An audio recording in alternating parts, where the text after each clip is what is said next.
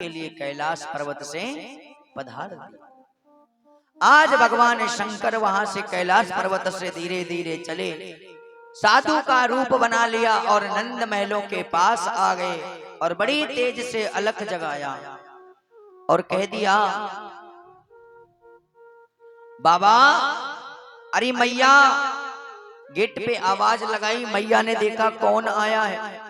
जैसे आवाज लगाई तो देखा गले में सांप, कानों में बिच्छू लटक रहे हैं। मैया ने भेष देख करके तुरंत डर गई और अपने दरवाजे को बंद कर लिया।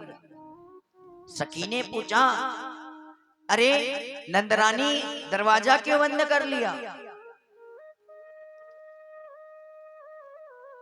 नंदरानी ने कहा, अरे सखी कोई बाबा आया है भिक्षा के लिए, एक काम कर, शायद हमारे घर में लाला का जन्म हुआ है तो साधु संत महात्मा ब्राह्मण सब भिक्षा के लिए आ रहे हैं, तो कोई भक्कड़ बाबा आए हैं तो जा करके कुछ इनको भिक्षा दे दो।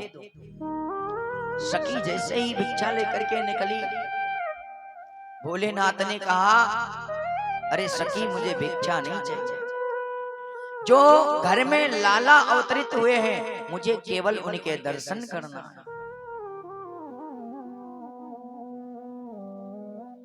जैसे ही दर्शन की बात आई, नंदरानी के पास जाकर के सखी ने कहा कि अरे नंदरानी, बाबा ने कहा है कि मुझे लाला के दर्शन करना है।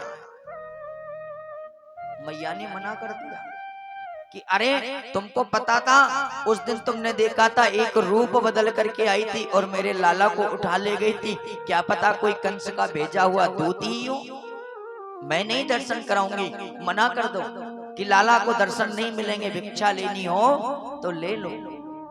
आज भगवान शंकर को जब मना कर दिया तो भगवान शंकर कहने लगे, मैया मैं भी बहुत हटीला हूं, आज मैं अलख यहीं जगाऊंगा और अपनी धुनी तुम्हारे नंद महलों के सामने लगाऊंगा।